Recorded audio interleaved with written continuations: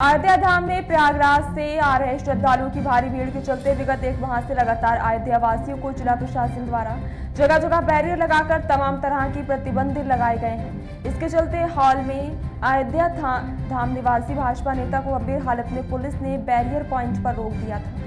Barrier point पर ही उनकी मृत्यु हो गई। अयोध्या धाम के निवासियों को काफी असुविधाओं का सामना करना पड़ रहा है।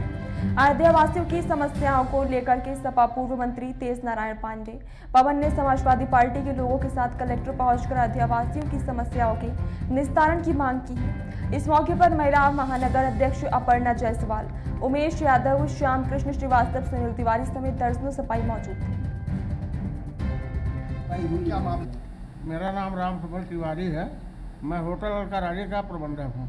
इसका नगर निगम का कुछ बकाया था जिसको हमने भुगतान कर दिया। कितना बकाया रहा होगा? लगभग 30 लाख रुपए है। अच्छा, तो आज कितना आपने भुगतान किया? 15 लाख कर दिया है। 15 कर दिया है। जी हाँ। 15 के लिए समय मांगा गया, कितना समय दिया गया? मार्च में हमको समय दिया गया है 15 दिन का। मार्च में हम सब पूरा किया गया।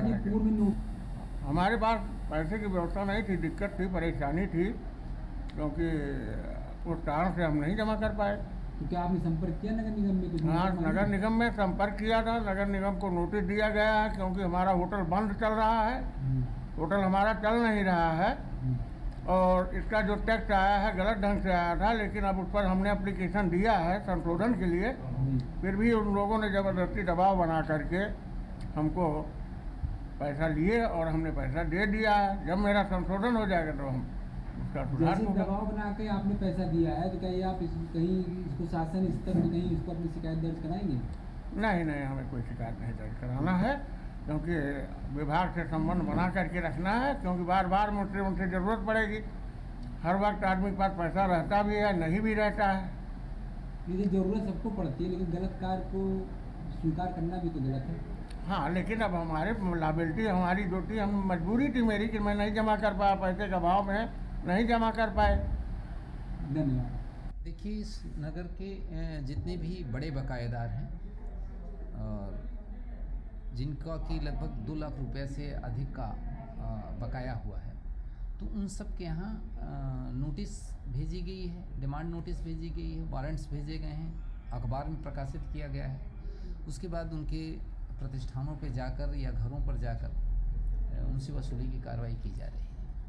और उसके बाद भी अगर कोई नहीं करता तो फिर अंतिम विकल्प के रूप में अटैचमेंट की कार्रवाई की जाएगी।